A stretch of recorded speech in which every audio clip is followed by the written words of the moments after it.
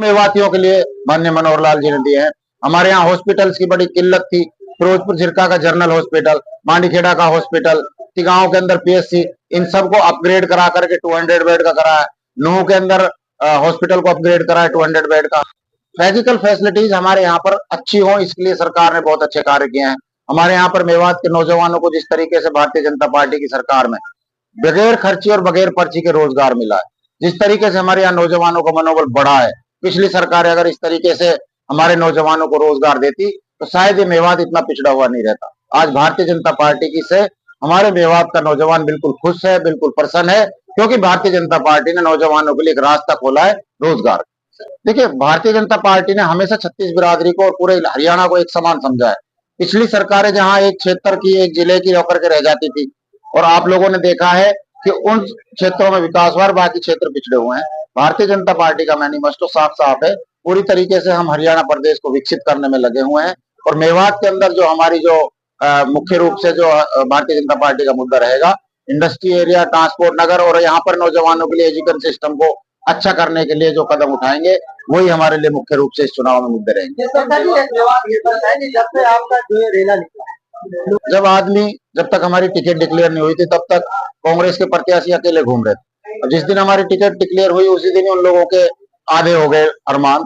और जब हमने नॉमिनेशन किया उसके बाद हमने पूरे क्षेत्र के सभी लोगों ने मिलकर के जिस तरीके जोश और उत्साह के साथ, हमने भी 1977 से चुनाव देख रहे हैं। मेरे पिताजी वालिद मरहूम सफरुल्लाह खान जी लड़े, मैंने भी 2009 से लगातार चुनाव लड़ रहा हूँ, लेकिन जिस तरीके का जोश और उत्साह इस बार नॉमिनेशन के उस रैली में रहा है, वो अपने आप में इस बात का सबूत था कि लोग वाकई में भारतीय जनता पार्टी के साथ जुड़े हुए हैं, और भारतीय जनता पार्टी की जो कार्यशैली है, जो नीति है, उससे प्रभावित होकर के भारतीय जनता पार्टी को भारी बहुमत से जिताएंगे। और जो यहाँ के लोकल विधायक हैं, जिनको पिछली बार यहाँ के लोगों ने भारी बहुमत से जिताया था, वो बौखलाए हुए हैं, वो घबराए हुए हैं।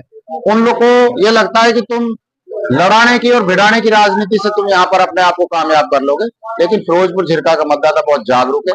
वो अमन चाहता है, शांति चाहता है, विकास चाहता है, लोगों को रोजगार चाहता है, और यहाँ पर पानी पीने का पानी चाहता है।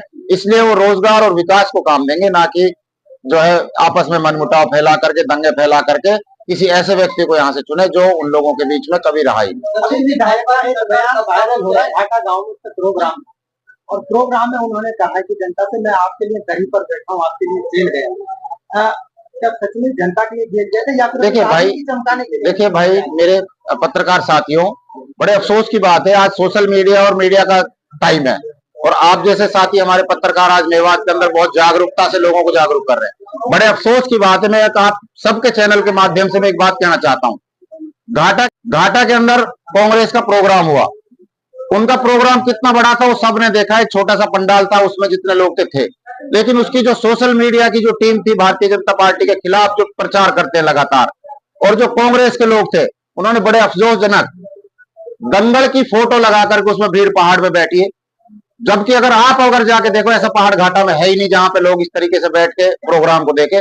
मतलब ये बौखलाहट साफ साफ है कि फोटो कहीं किसी और जगह की, और उस फोटो को लगा करके कह रहे हैं कि मोहम्मद खान का समर्थन कर रहे हैं। अरे इनके पास दम है, इनके पास ताकत है, तो आए ना मैदान में। इस तरीके की कहीं दूसरे की फोटो लगा करके अपना प्रचार कर रहे हैं, ये साफ पता है कि ये बौखला चुके हैं, इन्होंने घबराहट हो चुकी है, इनके पास कोई मुद्दा नहीं है, सिर्फ एक मुद्दे को लेकर के जाते हैं कि मैं लोगों के लिए। अरे लोगों के लिए तो जब अगर आप बड़कली पे खड़े होते, मैं वो लोगों के लिए तो आप जब नोह में खड़े होते, छत्तीस बिरादरी को, समाज को लेकर के चलते, तब हम मानते कि आप लेता है।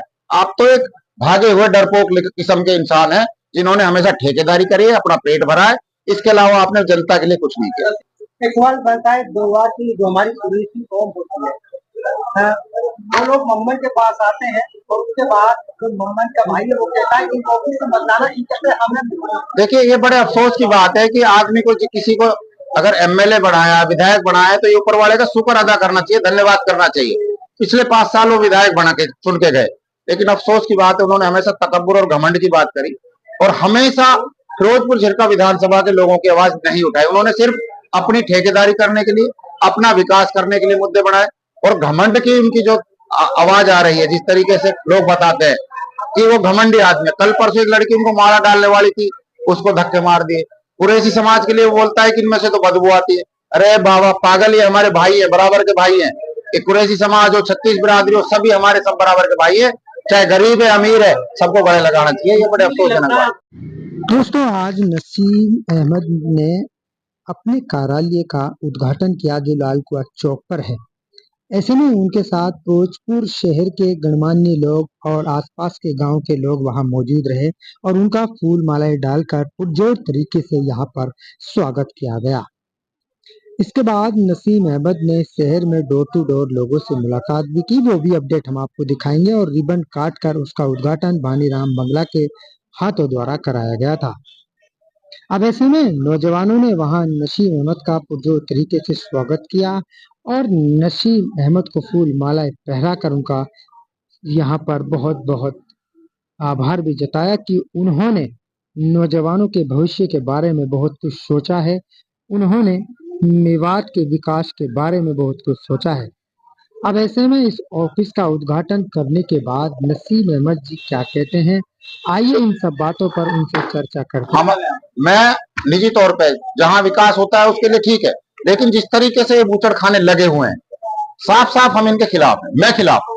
क्यों खिलाफ हूं? क्योंकि जो प्रॉपर अगर इन्होंने जो इनका जो प्रोटोकॉल है उसको अगर फॉलो नहीं कर रहे, जिस तरीके से आज आप घाटा में जाकर के बैठ जाएं शाम को, तो मैं समझता हूं आप 10 मिनट नहीं बैठ सकते। मैं उन लोगों की हिम्मत मानता हूं, वो लोग बैठते हैं। इस तरीके से वहां पे बदबू और स्मेल आती है और ये अनियमितताएं जो इनके अंदर हो रही है वो निश्चित तौर पर बंद होनी चाहिए।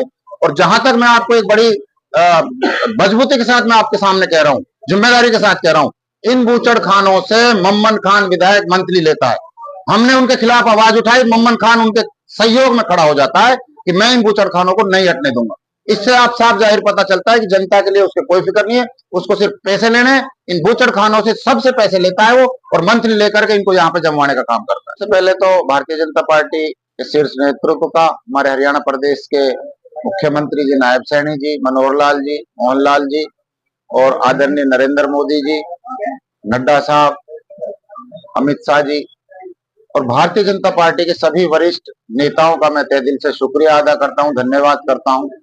हमारे मेवात जिले के सभी, हमारे जो जिले के और हमारे जो प्रदेश में जो आदरणीय भानीराम बंगला जी, सभी हमारे पार्टी की टीम जो जिले की है, उनका मैं सबका धन्यवाद करता हूं कि मुझे भारतीय जनता पार्टी ने टिकट दिया है और भारतीय जनता पार्टी ने जो विश्वास फिरोजपुर झिरका की जनता के बीच में हमें जिम्मेदारी सौंप करके भेजा है, मुझे पूरा भरोसा है कि इस बार फिरोजपुर झिरका के अंदर भारतीय जनता पार्टी की भारी बहुमत से जीत होगी।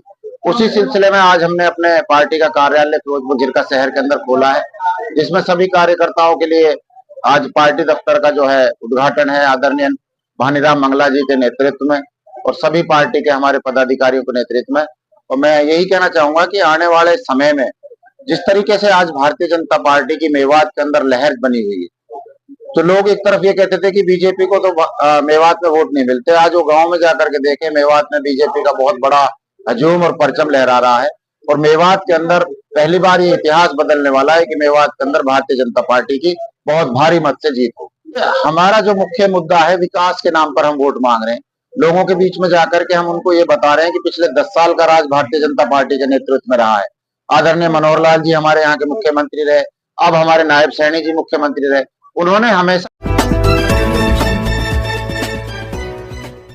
दोस्तों सबसे पहले हमारी खबर देखने के लिए सब्सक्राइब कीजिए मेवात आज तक चैनल को और साथ में दबाइए बेल आइकन।